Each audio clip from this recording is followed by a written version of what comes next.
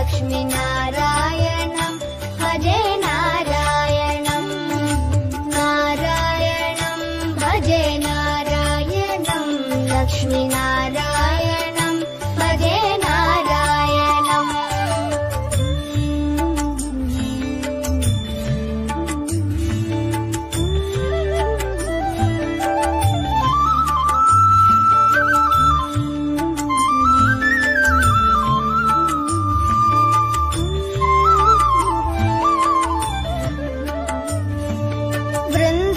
वृन्दावनस्थितं नारायणं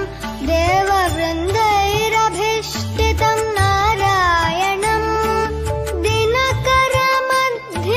नारायणं दिव्यकनकाम्बरधरं नारायणं नारायणं भजे नारायणं लक्ष्मीनारायणं भजे नारायणं नारायणं भजे नारायणं लक्ष्मीनारायणं भजे नारायणम् नारायणं भजे नारायणं